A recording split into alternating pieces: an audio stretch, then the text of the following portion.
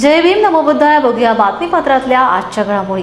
भारतीय बौद्ध ज्ञानालंकार शिक्षण संस्था मुळावा शाखा महाविहार बावरीनगर दाभळ नांदेड व नांदेडवासियांच्या संयुक्त विद्यमाने महाविहार बावरीनगर दाभळ नांदेड येथे दरवर्षीप्रमाणे याही वर्षी दिनांक 13 व 14 जानेवारी 2025 रोजी 38व्या अखिल भारतीय बौद्ध धम्म परिषदेचे आयोजन करण्यात आले आहे। दरवर्षी लाखो उपासक उपासिका धम्म परिषदेत सम्मिलित होत दिवस रात्र धम्म देसनेचे श्रवण करीत असतात। त्यांच्या सोयीसाठी मोठ्या मंडपाची उभारणी करण्यात येत असते। Beginning of inauguration program of Dharma Parashad here in Nanded, Baurinagar. The main conference going to hold at 13th evening and also up to 15th or 14th. It is a big event. I think huge gathering will be here. I came from Sri Lanka, Sri Lankan Buddhist monk. I also convey my message to the people. What is the attitude of Buddhist? What we are going to convey to the people? It is peace, loving kindness. Now we need spirituality to overcome their own selfishness. That is the main message of our Dhamma. Thank you very much. भारतीय बौद्ध ज्ञान अलंकार शिक्षण संस्था मुळावा जिल्हा यवतमाळ शाखा बावरीनगर महाविहार दाभळ या संस्थेच्या विद्यमाने गेल्या 38 वर्षापासून सातत्याने इथे डॉक्टर SP गायकवाड यांच्या मार्गदर्शनाखाली ही अखिल भारतीय बौद्ध धम्म परिषद भरवण्यात येते। या 9 एकर जागेमध्ये शासकीय स्तरावर याला पर्यटनचा आणि तीर्थक्षेत्राचा दर्जा मिळालेला आहे। शासनाने निधीसुद्धा दिलेला आहे। काही बांधकाम आपल्याला समोर दिसते आहे, ते बांधकाम झालेलं आहे। आणि 2 दिवस याही वर्षी कार्तिक आपल्या पौष पौर्णिमेला याही वर्षी 13 आणि 14 जानेवारी 2025 रोजी ही अखिल भारतीय बौद्ध धम्म परिषद संपन्न होत आहे। या परिषदेसाठी मोठं शिष्टमंडळ श्रीलंकेचं याही वर्षी उपस्थित आहे। त्यापैकी एक भंतेजी अतुल्य रतन महाथेरो हे आपल्याकडे आज आलेले आहेत। ते पार्लमेंट मेंबर होते, तिथल्या राष्ट्राध्यक्षाचे धार्मिक कायदेशीर सल्लागारही होते, काही वर्ष सिनियर आहेत ते। आणि त्यांच्यासोबत आता काही ग्रुप आपल्याकडे परिषदेसाठी 13 आणि 14ला इथे उपस्थित राहणार आहेत। देशविदेशातील भंतेजी आतापर्यंत इथे येऊन गेलेले आहेत। दरवर्षी भारतातील प्रमुख भिक्षूसुद्धा इथे येतात, याही वर्षी येणार आहेत। महाराष्ट्रामधील आमचा भिक्खू संघसुद्धा मोठ्या प्रमाणावर उपस्थित राहतो, याही वर्षी उपस्थित राहणार आहे। कर्नाटक आणि जवळचा जो पट्टा लागून आहे आंध्र, त्या भागातले लोक, महाराष्ट्रातले लोक मोठ्या प्रमाणावर या परिषदेला उपस्थित असतात आणि 2 दिवस धम्म प्रवचनाचा लाभ घेतात। शुद्ध स्वरूपात धम्म शिकवल्या इथे जातो। कुठल्याही प्रकारे दुसरा कार्यक्रम इथे नसतो। भिक्खू लोकांची धम्मदेशनाच इथे शुद्ध स्वरूपात होते, धम्म शिकवल्या जातो। याचा परिणाम म्हणून की काय, आज महाराष्ट्रामध्ये संपूर्ण ठिकठिकाणी धम्म परिषदा बावरीनगर महाविहाराचा आदर्श घेऊन होत आहे। ही चेतना आणि प्रेरणा महाराष्ट्रभर पसरलेली आहे। या परिषदेचा आदर्श घेऊन ठिकठिकाणी बुद्धविहार उभे राहत आहेत, श्रामणेर भिक्षू तयार होत आहेत। बऱ्याच ठिकाणी लोकांमध्ये जागृती निर्माण झाली धम्माच्या प्रती। शासनसुद्धा सजग झालेलं आहे। विपස්සनाचा प्रचार आणि प्रसार या निमित्ताने शासन स्तरावरही होत आहे आणि उपासकाच्यामध्ये सुद्धा ती भावना वाढलेली आहे। लोक 10-10 दिवसाच्या शिबिराला जात आहेत, 10 दिवस श्रामणेर होत आहेत आणि वेगवेगळ्या पद्धतीनं जागृती धम्माच्या या मार्गाने आता महाराष्ट्रामध्ये वाढत आहे। आणि या सगळ्या गोष्टीला महाविहार बावरीनगर दाभळची परिषद जबाबदार आहे। या परिषदेमुळे संपूर्ण महाराष्ट्रामध्ये एक धार्मिक वातावरण चांगल्या पद्धतीनं निर्माण झाले आहे आणि भविष्यातसुद्धा चांगले परिणाम या परिषदेचे होणार आहेत। तेव्हा सर्व उपासक उपासिका या सर्वांना मी या परिषदेला आपण उपस्थित राहावं, 13 आणि 14ला लाभ घ्यावा, अधिक संख्येनं पूर्ण वेळ आपण धम्मकार्यासाठी द्यावा आणि स्वतः दुःखमुक्त होण्याचा मार्ग शोधावा, अशा प्रकारची अपेक्षा व्यक्त करतो आणि सर्वांना शुभेच्छा देतो। धन्यवाद। रायगड जिल्ह्यात नव्याने प्रकल्प व उद्योगधंदे उभारले जात आहेत। अशातच औद्योगिकरणाच्या प्रकल्पाच्या नावाखाली शेतकऱ्यांच्या जमिनी विकत घेतल्या जात आहेत। मात्र अनेक वर्षे इथं कोणताही प्रकल्प उभारला जात नसून या जमिनी पडीक राहत असल्याने शेतकरी वर्गात असंतोष उफाळून येतोय। अलिबाग तालुक्यातील शहापूर, घेरण, खारेपाट विभागातील हजारो शेतकऱ्यांनी न्याय हक्कासाठी एल्गार पुकारला आहे। पूर्व भूसंपादन व सध्या पुनर्संपादनातील संपादन संस्थांकडून गैरकारभार होत असल्याचा गंभीर आरोप शेतकऱ्यांनी केलाय। खारेपाटातील 3000 एकर शेतजमिनीपैकी 800 एकर कृषी व 400 एकर अकृषी जमिनी 2006 साली टाटा विद्युत प्रकल्पासाठी संपादित करण्यात आल्या। यापैकी 70% जमिनी सलोख्याने व 30% जमिनी सक्तीच्या भूसंपादनाद्वारे संपादित करण्यात आल्या। या विरोधात शेतकरी पेटून उठलेत। चले जाओ चले जाओ चले जाओ चले जाओ एमआईडीसी चले जाओ चले जाओ चले जाओ एमआईडीसी चले जाओ। नमस्कार, मी ॲडव्होकेट कुंदन श्रीधर पाटील। मी शेतकरी संघटनेचा कायदेशीर सल्लागार काम करत असताना आमच्या शहापूर, धाकटे शहापूर व धेरण विभागात 2 प्रस्तावित प्रकल्प एमआयडीसीने आमच्यावर एक प्रकारे लादले गेलेले आहेत। एक प्रकल्पाची जमीन संपादित झालेली असताना दुसऱ्या प्रकल्पाचा आमच्यावर अधिसूचनेची त्यांनी जबरदस्ती केली। त्या जबरदस्ती करत असताना कुठेही शेतकऱ्यांना विश्वासात घेण्यात आलेले नाही आहे।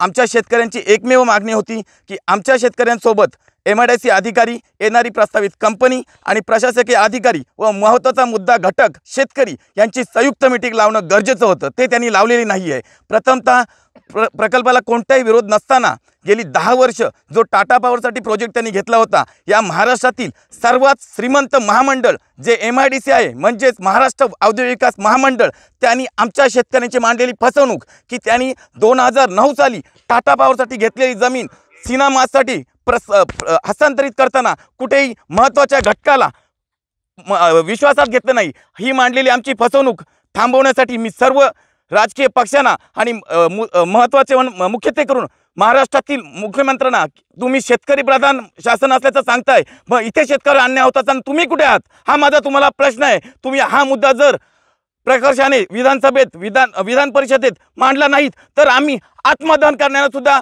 मागे पुढे बघणार नाही। या ठिकाणी 2019 साली एमआयडीसीने ॲक्विजिशन प्रोसिजर चालू केली। 2019 साली प्रोसिजर चालू केल्यानंतर आम्हाला पहिल्यांदा भाव त्यांनी एकरी म्हणजे 37 लाख रुपये डिक्लेरेशन केलं, जो कायद्याप्रमाणे नाही आहे। मग त्याप्रमाणे आम्ही आमची मागणी त्या ठिकाणी प्रोसिजर केली, जो कायद्याप्रमाणे आम्हाला भाव मिळाला पाहिजे 2013च्या कायद्याप्रमाणे, LAR act, land acquisition ॲक्टप्रमाणे।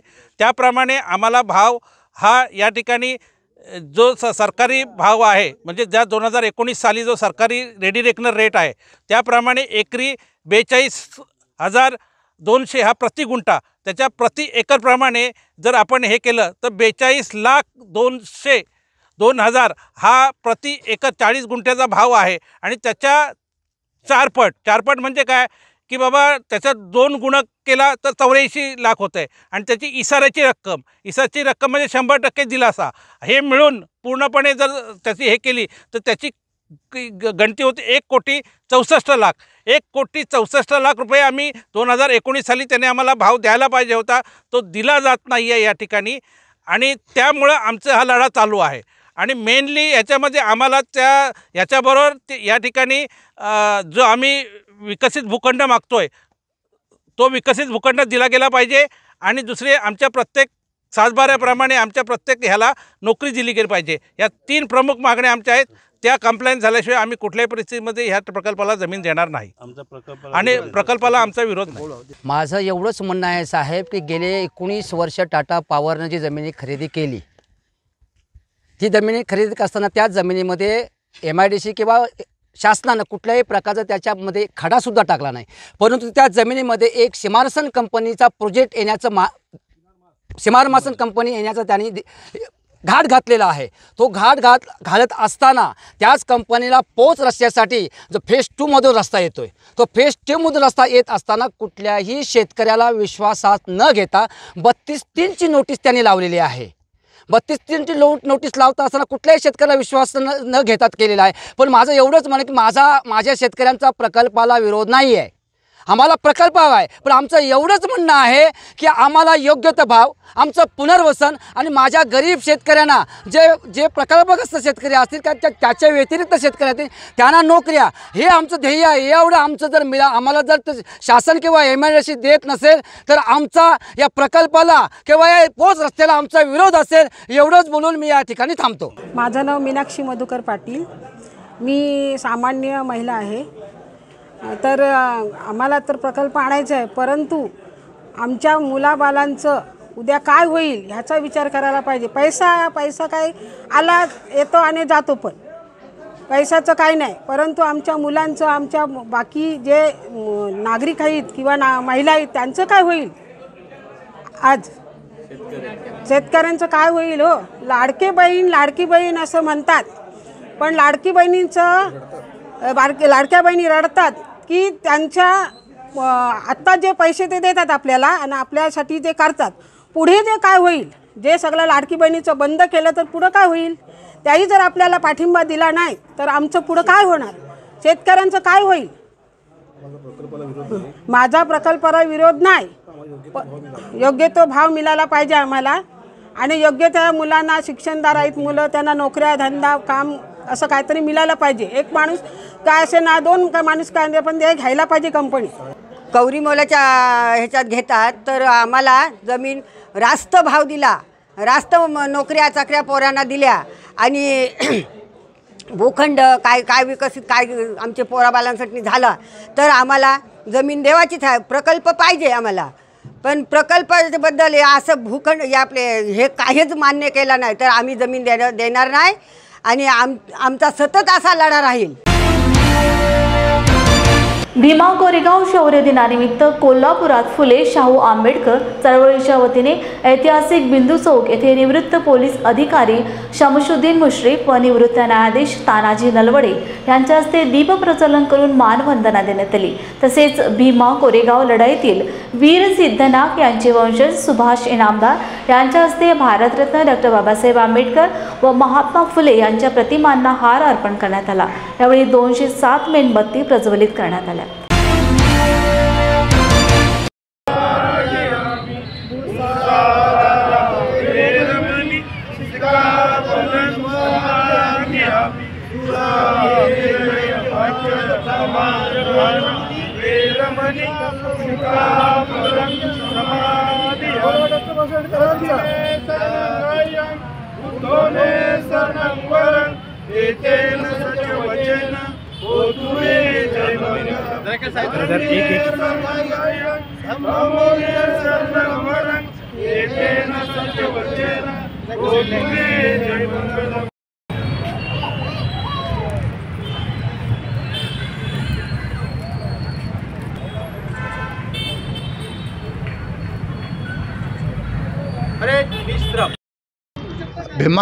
Bhima कोरेगावचं जे युद्ध आहे ती ऐतिहासिक लढाई आहे. ती गुलामगिरी, आपण सगळ्या गुलामगिरीत होतो आणि ब्राह्मण्यवादी जे आपलं वर्चस्व होतं त्या वर्चस्वातून स्वातंत्र्य मिळवण्याची ही पहिली लढाई होती असं मी समजतो. मराठ्यांचा पराभव झाला असा जाणीवपूर्वक जो प्रचार केला जातो तो खोटा आहे. त्यावेळी ब्रिटिशांच्या पेशव्यांच्याकडे मराठी सैनिक असतील, पण मराठी सैनिक असले पण ते राज्य पेशव्यांचं होतं, ब्राह्मण्यवादी राष्ट्र होतं. त्याच्याशी जिद्दीने लढून हे जे आपले महार सैनिक होते त्यांनी त्यांच्याविरुद्ध विजय मिळवला. म्हणून मी याला वैचारिक किंवा ब्राह्मण्यवादी गुलामगिरीविरुद्धचं पहिलं स्वातंत्र्ययुद्ध समजतो.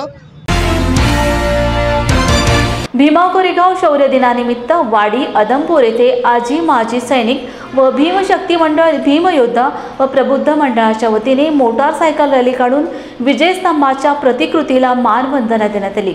यावेळी या कार्यक्रमाला प्रतिष्ठित नागरिक उपस्थित होते आणि त्यानंतर सायंकाळी महाराष्ट्राच्या सुप्रसिद्ध गायिका सपनाताई खरात व त्यांचा संच यांनी भीमा कोरेगाव शौर्य दिनानिमित्त आपल्या गीतातून भीमा कोरेगावची शौर्यगाथा कथन केली व उपस्थित नागरिकांना मंत्रमुग्ध केले।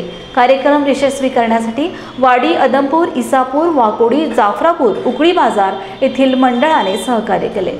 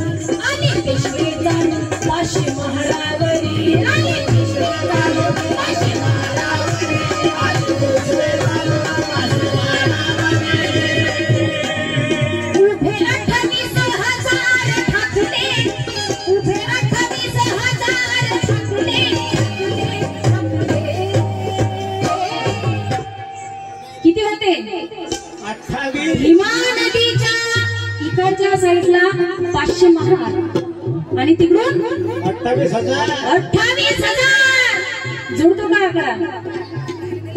28,000 भागेला 500 करा, किती होतात? हा अरे जाणारे यासारखे 56 पाहिले असं काय काय हे महाराजांनी करून दाखवलेलं आहे म्हणून घटना आहे गळी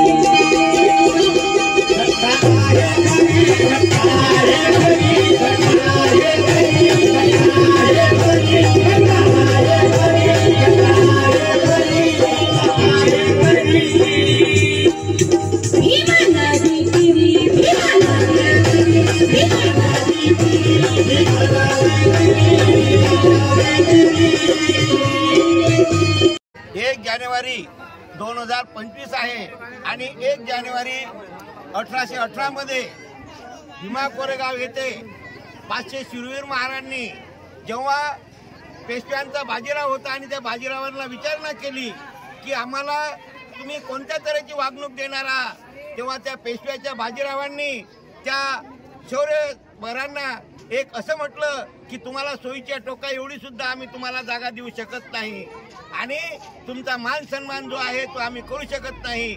त्या ईर्ष्या मनाची ठरून जे इंग्रजाचे सैन्य होते, इंग्रजाच्या सैन्यांनी त्या 28,000 पेशव्यांना पाहून ते पळ काढू शकले, परंतु महाराजचे जे 500 शूरवीर सैनिक होते त्या 500 शूरवीर सैनिकांनी स्वतः पाण्याचा घोट न घेता एक अनाज पोटामध्ये नसताना सुद्धा जे 28,000 पेशव्याचे सैनिक होते त्या 28,000 पेशव्याच्या सैनिकाला सरासर तलवारीच्या धारेने कापले आणि या गुलामगिरीच्या ह्याच्यातून मुक्त करून दिले.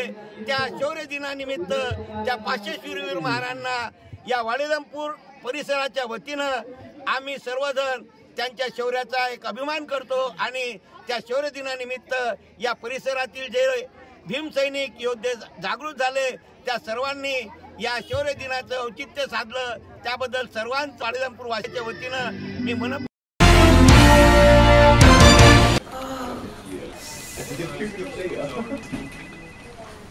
बॉस ने मीटिंग बुलाई. क्या यार, आदमी की तकलीफ को तो समझो. बाहर बाहर उठो बैठो. जनाब, तकलीफ उठने बैठने की नहीं, तकलीफ बवासीर की है. बवासीर, फिशर, भगंदर, पाइलोनियल साइंस का आयुर्वेद तथा आधुनिक लेजर से उपचार. अभ्युदय पाइल्स लेजर हॉस्पिटल, लोहार समाज भवन के पीछे, महापुष्प सोसाइटी, शताब्दी नगर चौक से मनीष नगर रोड, नागपुर. कॉल और विजिट करें www.pilesfistulacure.com. मंडळी, तुम्हाला फॅमिली सोबत चांगली वन डे पिकनिक करायची आहे का? मग आजच भेट द्या सातपुड्याच्या पर्वत रांगेत कोल्हार प्रकल्पाच्या पायथ्याशी निसर्गाच्या कुशीत वसलेलं श्याम लीला टुरिझम अँड रिसॉर्टला. पारंपरिक शेतकी संस्कृती आणि नाविन्यपूर्ण सेवा सुविधांचा अनोखा संगम. प्रशस्त फळबाग व शिवार फेरी, मुलांना एन्जॉय करण्यासाठी प्ले एरिया, विविध खेळ, स्विमिंग पूल, रेन डान्स, सेल्फी पॉइंट आणि बरंच काही. नाश्ता आणि चुलीवरील व्हेज नॉन व्हेज जेवणाचा आस्वाद. राहण्याचीही उत्तम व्यवस्था. वन डे पॅकेज 699 पासून सुरू. लग्न, रिसेप्शन, वाढदिवस यासाठी देखील स्वतंत्र व्यवस्था करून मिळेल.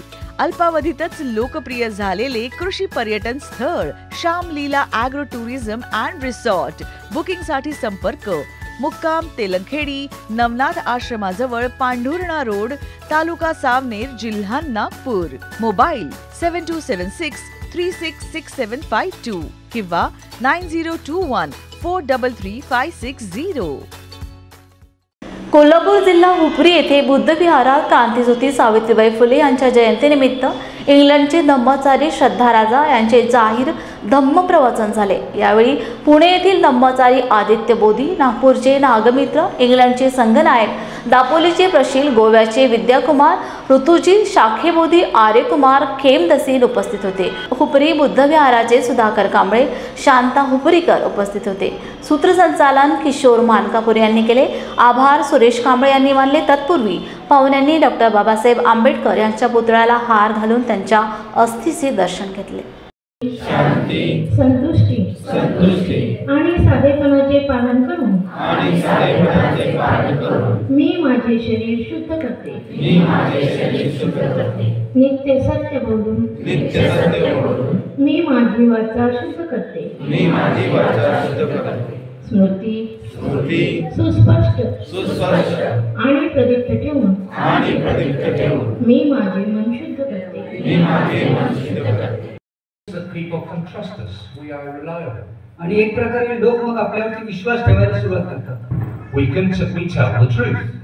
कारण आपण सत्यतापूर्ण बोलत असतो. We are honest and we're upright. आपण एक प्रकारे नीतिमान असतो आणि सत्य बोलत असतो. We take responsibility. आणि एक प्रकारे आपण आपल्या कर्माची जबाबदारी घेतो. And if we say we're going to do something, well, we do it. आणि जेव्हा आपण म्हणतो की मी एखादी गोष्ट करीन, तेव्हा आपण ती करत असतो. And we become respected citizens. आणि एक प्रकारे आपण आदर्श नागरिक बनण्याचा प्रयत्न करीत असतो. So you can say the precepts are the lifeblood of Buddhism. आपण असे म्हणू शकतो की शिला जी आहे ते जणू काही आपल्या जीवनाचं रक्त आहे. So the 5 precepts did come from the Buddha. आता ही जी 5 शिला आहे ती भगवान बुद्धांकडून आलेली आहे. They're a direct manifestation of going for refuge to the Buddha, Dharma and Sangha. आणि त्रिशरणानंतर आपण पाहतो की पंचशिलानंतर आपण पाहतो की बुद्ध धर्म संघाला आपण शरण जातो. And we chant the precepts immediately after the refuges. आणि म्हणून त्रिशरण म्हटल्यानंतर आपण तात्कालिक त्यानंतर पंचशील ग्रहण करत असतो. This is because the precepts mean action. तर शील म्हणजे काय तर कृती आहे. Yes, we're taking the refuges. जेव्हा आपण शरणगमन करतो, That immediately means action. This is how we're going to take the refugees. आणि मग जे आपण शरणगमन करतो आदर्शांना ते कृतीमध्ये कसं उतरायचं यासाठी आपल्याला पंचशील म्हणावं लागतं. So this action is what we call morality. आणि जी कृती आपण करतो त्या कृतीलाच आपण नीतिमत्ता असं म्हणतो. People know we are a Buddhist. आणि आपल्याला हे आपण लोकांना माहित आहे की आम्ही बौद्ध आहोत. They know that we act skillfully. आणि त्यांना हे माहिती की आम्ही कुशल कर्म करत असतो. It sets an example for other people. जणू काही आपण कुशल कर्म करून इतरांसमोर उदाहरण बनायचं आहे. So Dr. Ambedkar, he took the refugees in prison. तर बाबासाहेबांनी स्वतः त्रिशरण पंचशील ग्रहण केलेला आहे.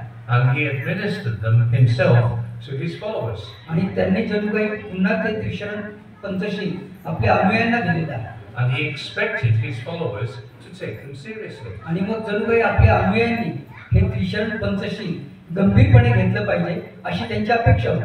Unfortunately, this doesn't always happen. परंतु दुर्दैवाने असं म्हणता येईल की ही गोष्ट घडताना दिसत नाही. Some followers just say Jai Bhim. काही बाबासाहेबांचे अनुयायी केवळ जय भीम पुरते आहेत. But they don't change themselves. परंतु ते स्वतःमध्ये काही परिवर्तन करीत नाही. They don't do anything else. ते इतर कुठली गोष्ट सुद्धा करत नाही. And they carry on eating meat. आणि ते मांसाहार करतात.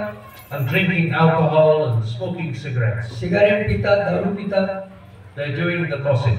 आणि एक प्रकारे नकारात्मक एकमेकाची चाळी निंदा करतात. They're telling lies and doing bad things sexually. आणि एक प्रकारे ते खोटे बोलत असतात, लैंगिक दुराचार करत असतात. So Baba Sahib would be very disappointed. आणि ही जर गोष्ट होताना दिसते त्यावेळेस बाबासाहेबांना खूप निराशा येत असते. So if you were a real follower of Baba Sahib, you will think about the precepts. खरंच आपण बाबासाहेबांचे खरे अनुयायी असू तर आपण गंभीरपणे शिलांचं आचरण करण्याचा प्रयत्न केला पाहिजे. भारताच्या इतिहासातील पहिल्या शिक्षिका क्रांतीज्योती सावित्रीबाई फुले यांची जयंती क्रांतीज्योती महिला मंडळ नांदेडच्या वतीने मोठ्या उत्साहात साजरी करण्यात आली. याप्रसंगी क्रांतीज्योती महिला मंडळाच्या अध्यक्षा गयाताई कोकरे यांनी क्रांतीज्योती सावित्रीबाई फुले व महात्मा फुले यांच्या प्रतिमांना पुष्पहार अर्पण करून अभिवादन केले. या जयंती कार्यक्रमास क्रांतीज्योती सावित्रीबाई फुले महिला मंडळाच्या सर्व महिला पदाधिकारी मोठ्या संख्येने उपस्थित होत्या. आज सावित्री माईमुळं आम्ही इथं आहोत आणि माझं हे महिला मंडळ आहे क्रांतीज्योती महिला मंडळ. हे मंडळ इथं आम्ही आज अभिवंदनासाठी आलेलो आहोत. कारण त्यांनी केलेले जे उपकार आहेत, त्यांनी केलेले जे स्त्रियावर प्रेम आहे, त्यांनी दिलेला एक म्हणजे आपणाला भरारी घेण्यासाठी मार्ग दाखवलेला आहे. स्त्री शक्ती काय आहे हे दाखवून दिलेलं आहे आणि त्याच्यासाठी म्हणून त्यांच्या स्मरणात आम्ही इथे आलेलो आहोत. मला एकच सांगायचं आहे की ज्यावेळेस शाळाही नव्हत्या तर त्यांनी शाळा काढल्या पण शिकणारे कमी होते. आता असंख्य महिला शिकलेल्या आहेत आणि त्यांच्या कृपेनं सगळं काही अगदी स्त्रियांच्या मनासारखं नोकऱ्या करत आहेत, घरात बसून राहत नाहीत, क्रांती राजकारणात आलेले आहेत. त्यांच्यामुळं सगळ्या मोठ्या मोठ्या इंदिरा गांधीसारखे पंतप्रधान राष्ट्रपती त्यांच्यामुळं झाले आहेत. त्यांना विसरता कामा नाही. मला एकच संदेश द्यायचा आहे की स्त्रियांनी सावित्रीमाई फुलेंना कधीही विसरता कामा नाही किंवा विसरूच नाही.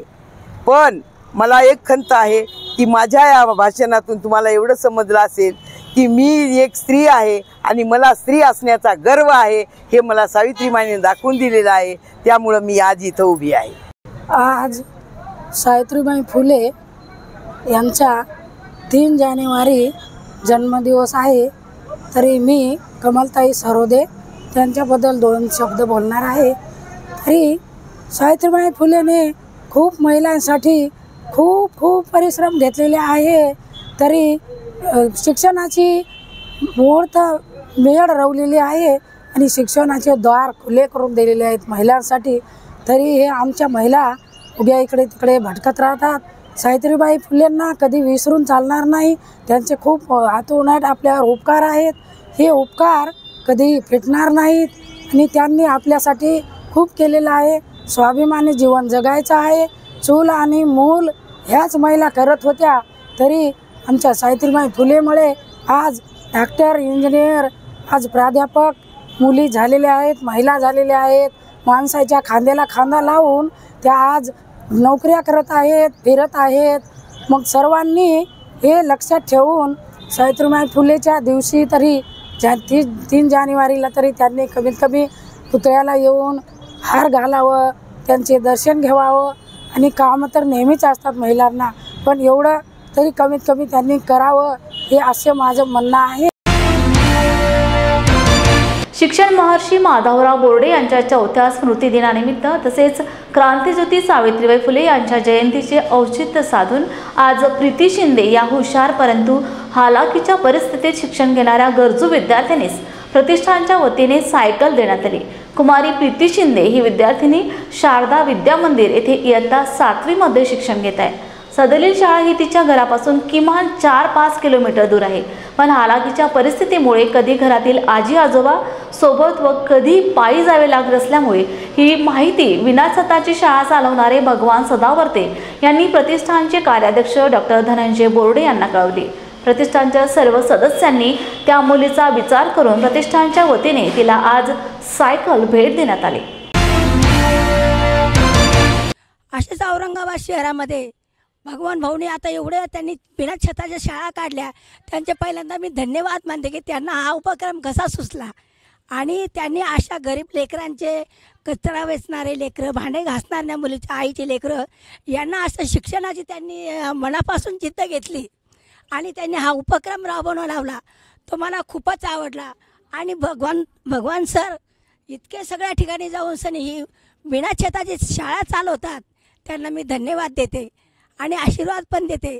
आणि अशा गरीब मुलांना आम्ही प्रतिष्ठानतर्फे आमच्याकडून जे मदत होईल ते आम्ही आमच्या परीने करू. माझं नाव प्रीती संतोष शिंदे, मी आता 7वी क या वर्गात शिकते. माझ्या शाळेचं नाव श्री शारदा मंदिर कन्या प्रशाला आणि माझी शाळा औरंगपुऱ्यामध्ये आहे, निराला बाजारमध्ये. आणि मला शाळेत जायला खूप वेळ होत होता, माझी गैरसोय होत होती आणि मला शाळेत उशीर जाण्यामुळे मला उठभाषा पण खावं लागत होत्या. म्हणजे आमच्या शाळेमध्ये खूप स्ट्रिक्ट आहे आणि मग मला खूप अडचण येत होती शाळेत जायला. मी कधी कधी पायी पण जायचे, कधी रिक्षाने वगैरे, बाबा नेऊन सोडायची, आजी नेऊन सोडायची, असं असायचं. आणि मग मी भगवान सरांना सांगितलं की सर मला सायकलची गरज आहे सर. तर सर म्हटले की तू फक्त शिक्षणाकडे लक्ष दे, तुला जे काही लागेल ते मग मी देईल.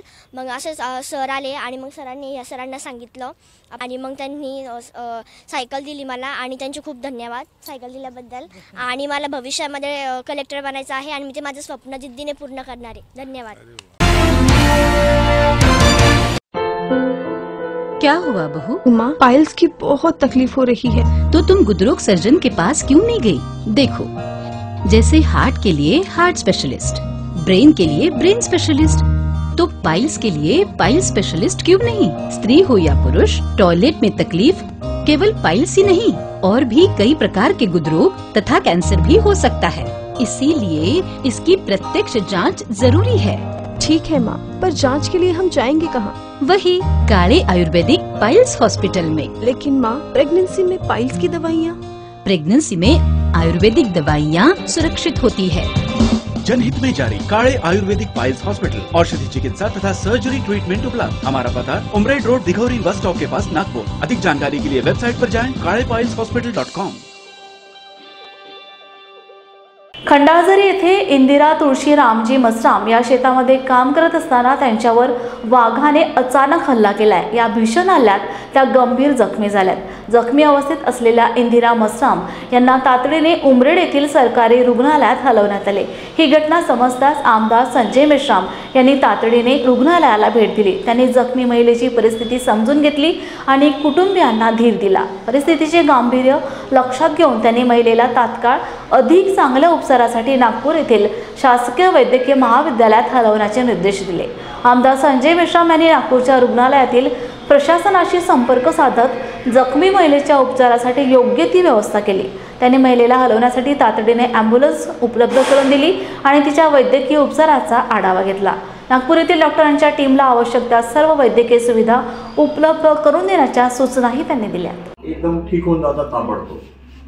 हां, इथून तिथं पाठवता, तुझ्यासोबत 2-4 लोक पाठवतो. हां, आणि तिथं फोन सुद्धा करतो मी. ठीक आहे, तर तुम्ही रेफर करा. अक्षय, प्रफुल्लला फोन लाव आणि मला तुम्ही डिटेल्स द्या. मी डीनना फॉरवर्ड करतो, त्यांच्याशी बोलतो. कोणत्या डिपार्टमेंटला पाठवाल तुम्ही? मेडिकलला. Medical GMC Nagpur. नागपूर. अरे जीएमसी कॅज्युअलिटी अंडर ऍडमिट हो सर्जरी जनरल सर्जरी. माझा माणूस राहील तिथं, तो चढून घेईल. आमचं we have a system in which कोणी गेलं तिथं तर ते लोक बरोबर हे करतात. तर ते तो घेऊन जातो, बनवून ठेवतो, वार्डापर्यंत पोहोचवून मग तो डिटेल्स माझ्याकडे पाठवतो. मग तर तुम्ही डिटेल्स माझ्याकडे पाठवून द्या, मी डीन साहेबांना फॉरवर्ड करतो. ते हेड ऑफ द डिपार्टमेंटला केल्याबरोबर ताबडतोब चांगली ट्रीटमेंट होते. ठीक आहे? ओके, ठीक आहे. करा रेफर. हां, refer and then will see. तिथून मी फोन करून. हॅलो साहेब बोलतील. एक वाघाच्या हल्ल्याचं पेशंट आहे, मसराम मॅडम आहे. हां, वाघाच्या हल्ल्याचा एक पेशंट आहे. तर तो जीएमसीमध्ये चालला जा, इथून रेफर करतो आहे. आणि जीएमसीमध्ये तिथं त्या आपल्या कॅज्युअलिटीमध्ये त्यांचे स्लिप वगैरे काढून कोणत्या डिपार्टमेंटवर पोचता आहे ते मला SMS कर. पण मी गजबेसाठी करतो. हो, चांगलंच काम होतं. Okay okay. 2 बॉटल चढवल्या. हां, रक्ताची थोडीशी आवश्यकता वाटत आहे. ओके. ते आपण सांगितलं. अवेलेबल आहे ब्लड आपल्याकडे? ब्लड आपल्याकडे अवेलेबल आहे. हां, 2 इंजेक्शन आहेत. ओके. आपण अरेंज करण्याचं बघत आहे. हां. नाही झालं तर नागपूरला. कोणते इंजेक्शन अरेंज? इम्युनोग्लोबिन. रेबीज असतात. रेबीजचे वॅक्सिन आहेत आपल्याकडे. इम्युनोग्लोबिन करून पण असतात. ओके. ते आपण जे सिव्हिअर इंजुरी असते त्याच्यामध्ये देतो. ओके. स्पेसिफिकली इंडिकेटेड राहते. ओके. तो जो GMC किंवा मोठे गव्हर्नमेंट मेडिकल कॉलेजेस राहतात त्यांच्या PSM डिपार्टमेंटकडे ते अवेलेबल राहतात. ओके. म्हणजे नॉट इन मुंबई. मुंबईला नाही. मग कोणाला तरी बोलवायचं असेल तर सांगा, मी बोलून देतो. मी तेच बोललो की बा जर इथे होत असेल ऑर्गनाइज करू. I don't think she is are vitals are all okay. असं काही तसंही दॅट विल रिमेन. हां, that will remain because of the trauma and everything. ठीक आहे, मग बोलू का मी? साहेब ते नागपूरलाच पाठवलेलं बरं पडेल. ते PSM डिपार्टमेंट असतं त्यांचं, त्यांच्याकडे सर्व होतात. मी डॉक्टर बनले. हो, म्हणजे तुम्ही इथं ठेवू इच्छित नाही असं? नाही, ठेवायचं नाही. म्हणजे कसं आहे, त्यांना इम्युनोग्लोबिन द्यावंच लागतं. हो, त्याच्याशिवाय ते होतच नाही. आणि ते त्याच्यामध्येच स्पेशलायझेशन त्याचंच असतं ते PSM. अच्छा. हो, ते त्यांच्याच पद्धतीने देतात. ओके. हो, म्हणजे ते त्याच्यामध्ये स्पेशलिस्ट आहेत. सम्यक क्रांती बुद्धविहार विशालनगर नंदनवर कॉलनी येथे दुसऱ्या टप्प्याचे भूमिपूजन करण्यात आले. कार्यक्रमाची सुरुवात डॉक्टर बाबासाहेब आंबेडकर आणि तथागत भगवान गौतम बुद्ध यांना पुष्पहार अर्पण करीत अभिवादन करून बुद्ध वंदनाने करण्यात आली. यावेळी विरोधी पक्षनेते मिलिंद दाभाडे, विठाबाई माधवराव बोर्डे, प्रेमलता दाभाडे, ॲडव्होकेट धनंजय बोर्डे, गौरव देहाडे यांच्यासह उपासक उपासिका मोठ्या संख्येने उपस्थित होते.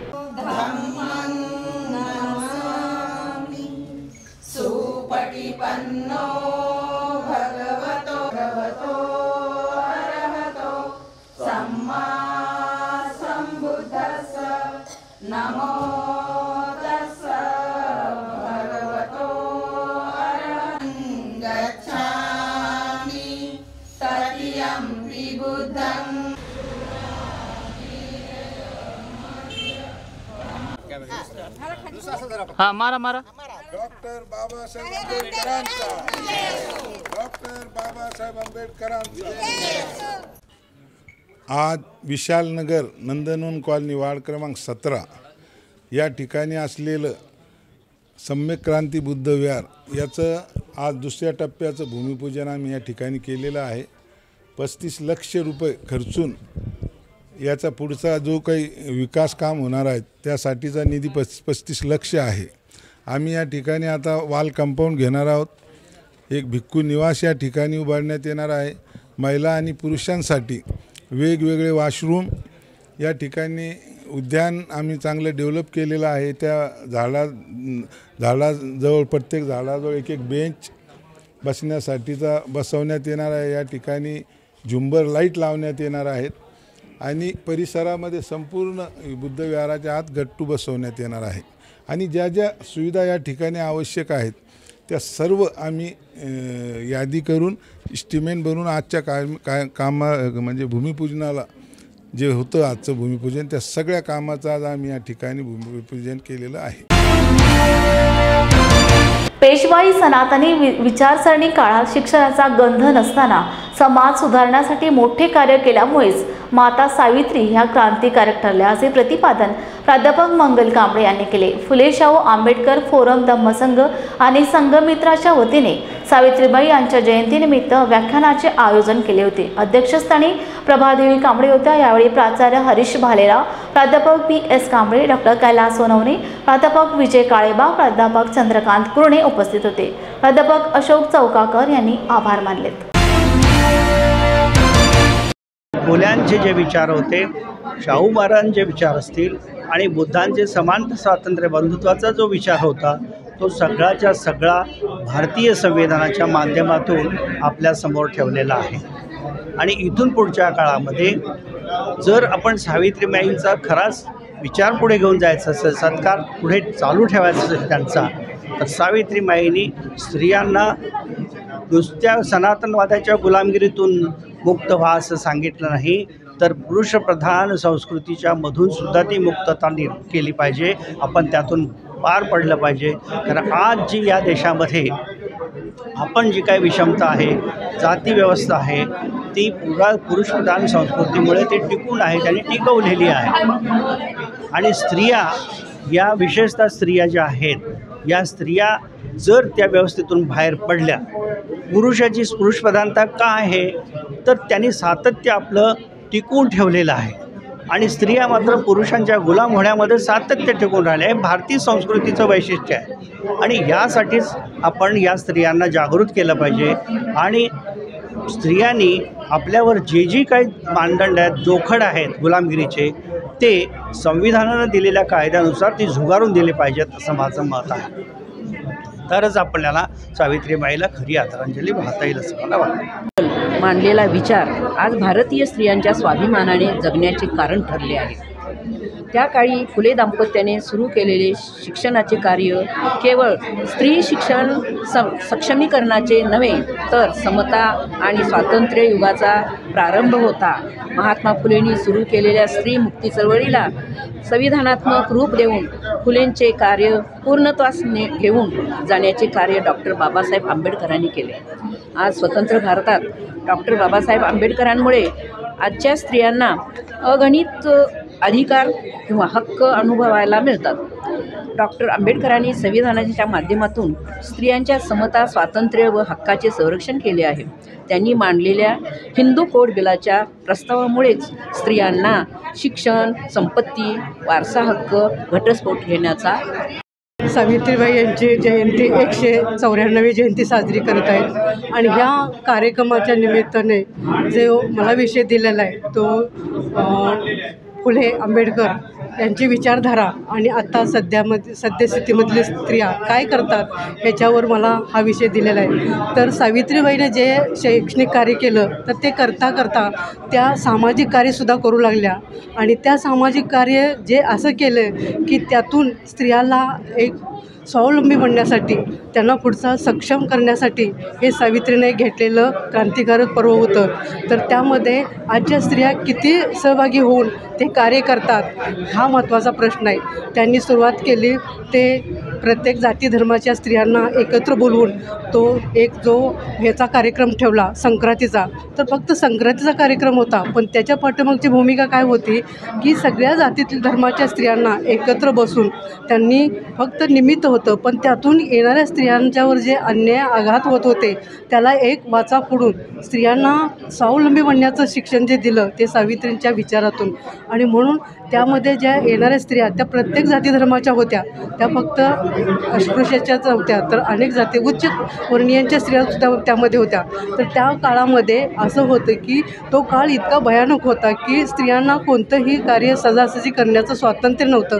तर अशा काळामध्ये स्त्रियांना लहानपणीच त्यांचा विवाह होत होता आणि त्या काळामध्ये पती तिचे वारले जात होते, तेव्हा त्यांना विधवा अवस्थेमध्ये आयुष्यभर तो काळ कंटावा लागत होता. पुनर्विवाहाला पूर्ण बंदी होती आणि अशा ह्याच्यामध्ये त्या स्त्रियांची कुचंबणा होऊन त्या स्त्रिया त्यामध्ये बळी जात होत्या. पण ह्याला वाचा फोडण्याचं काम सावित्रीबाईंनी केलं.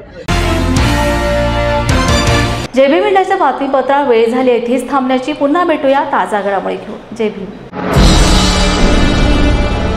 आप देख रहे हैं लॉर्ड बुद्धा टीव्ही.